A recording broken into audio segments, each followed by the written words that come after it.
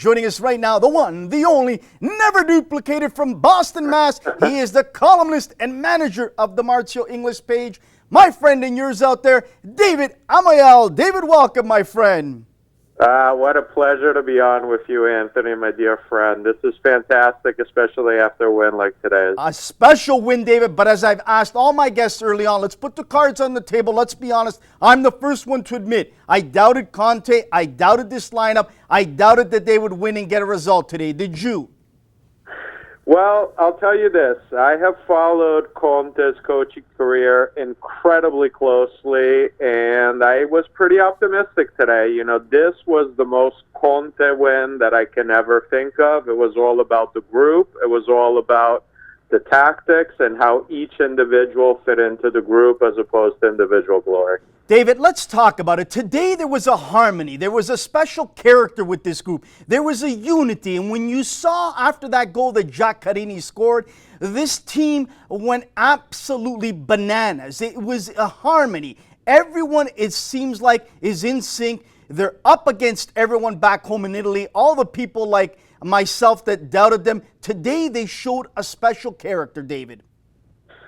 I totally agree, and I actually think everything that you mentioned is exactly why they won. Knowing Conte, I'm sure he showed Giaccherini and Pelé, who scored the goals, all the criticism as to why they were even in the squad to begin with. And I think it's just beautiful that they were the guys that scored the goals. And this is typical of Conte. You know, he loves being the underdog. He loves using any criticism to create an us against the world mentality, and it really worked today. David, let's talk about three guys that had a special game. For the most part, the whole team rose to the occasion, but three guys, the block, Juventus block, and I'm a Romanista fan, and many out there are fans of different clubs, but I gotta tell you, Bonucci had radar on his foot today. Chiellini played like a warrior. Barzagli, to me, played like a coach out there, barking out instructions, talking to everyone.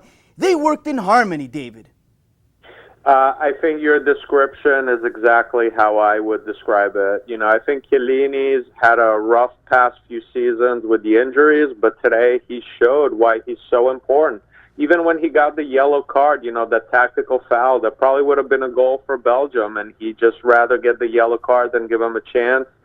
Bonucci, you know, has been playing with Pirlo for years. He's got those laser long passes that he harnessed playing with Pirlo, and Barzagli, as you said, he might be the best out of the three just because of his intelligence and his positioning and how he works with the other two. Let's talk about another warrior, a guy that a lot of people counted out. He played a magnificent game today, calm, cool, collective, nothing flashy. That's what you get when you see Daniele De Rossi. This guy, to me, will be a key if Italy wants to advance and go far in this tourney. This guy, to me, if he doesn't have it in his legs, he has it in his head, David, and he proved it again today. Well, I think De Rossi is so important to Italy, especially when you consider that Verratti and Marchesi, arguably the two best midfielders talent-wise on the squad, are out with injuries. He's had a rough past few seasons, but, you know, De Rossi, he wears that Italy jersey, and he just rises to the occasion. So they need him, and today he absolutely delivered, so good for him. Let's talk about this Belgian squad. Everyone hyped this Belgian squad, David. Everyone talked about Belgium getting to the Final Four, maybe the final. Everyone talked about this Belgian squad of superstars, on and on and on. The veteran experience of the Italian squad that took it over today from the beginning to the end. And guys like Lukaku were invisible. Guys like De Bruyne missed chance after chance. The only guy, and I said this all show long, that I saw that inserted some energy, some passion, he missed a couple golden opportunities, was Origi. If he doesn't start next game, Wilmot should be fired instantly, David. Well, I'll tell you this. You know, to me, this is the win for people like you and I that can appreciate the Italian tradition where tactics and hard work can transcend individual talent. Belgium's a great team of individual players with a lot of hype. That's well-deserved. But it's also, that usually isn't who wins at the international level. It's also about the group, the effort, and the tactics. And I think today, Conte absolutely stole Wilmot's lunch money when it came to the tactics. And a great win for Italy and a win for a group rather than individual talent. Absolutely. The only two guys that I have question marks moving forward for the Azzurri after this performance today, David, and I'd like to get your thoughts on it, are two guys. One guy who hasn't shown what he's shown with Sampdoria, that's Eder. He didn't show that at all today. He hasn't shown it a lot in the last year and a half. A lot of question marks with him starting today and playing the way he did. That's one.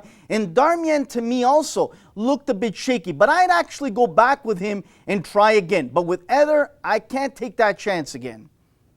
Well, I'll tell you this. With Eder, I kind of agree. He's had a rough, since he joined Inter, he really struggled. But, he does bring that work rate, that Conte value so much in the attackers. I thought Immobile coming off the bench helped a little bit more. Maybe it was because Belgium so desperately needed a goal. So I'll be interested to see if Conte is going to start Eder against Ireland and Sweden, where, Italy is going to need to attack a little bit more. As far as Darmian, I kind of agree with you. He's had a little rough stretch. He's also coming off an injury and a season at Manchester United that was a little bit up and down. So I agree with you. We need to give him more of a chance. And I think he's still going to be a key player for Italy in this tournament. David, you talk about giving a chance. I hope in the next game Insigne gets a chance. Immobile as well, I'd like to see him get the chance to start, because when he came in, you saw a different Italy. You saw space opening up. You saw that he was a guy that could possibly do some damage as this tournament progresses.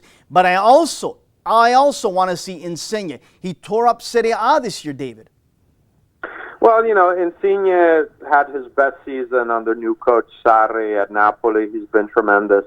I think, it's not surprising to me that against Belgium, where Italy would have to defend more, he started two strikers like Pelé and Eder, who have work rate. We might see Insigne more, where Italy needs to create something out of nothing. As far as I'm concerned, as long as they keep winning, I don't really care who's starting.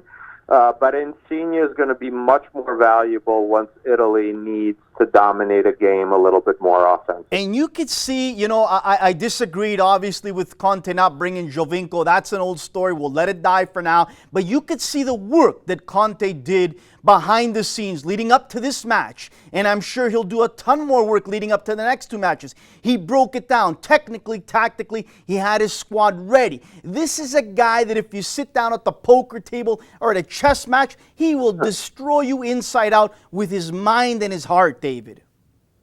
Well, like I said earlier, I followed Conte very closely in his coaching career at Juve. I started my writing career covering his team there. But this was really the most Conte win that I can think of. All about the group. Nobody gave him a chance, which he loves. I guarantee you he showed everyone on the squad all the criticism of why they were even going to the tournament, and it paid off. So good for him. He deserves a lot of credit. Some other big games coming up, but I think tonight he deserves all the praise that he's getting. David, just before we let you go, I want to talk about one of the dark spots early on in this Euro tournament in the beautiful country of France that we've seen. We've seen the images of the Russian supporters, the English supporters, and we live in a world today that has so much sadness going on. You're from a country of the US of A that we saw sadness, and my heart goes out to all the people that lost the loved ones in Orlando, where I and my two sons and wife have visited so many times. I don't understand why, for the life of me, these supporters continue to do that throughout the game, before the game, after the game. The country of France has suffered already months before. Why do this? Very sad. I completely agree with everything you're saying. For us that live in North America, a concept of people going to games to do things like that is completely foreign. I mean, just the idea of having organized, people that pretend to be fan groups, which are really glorified violent gangs that go there just to disrupt. So, for us in North America, it's just such a foreign concept.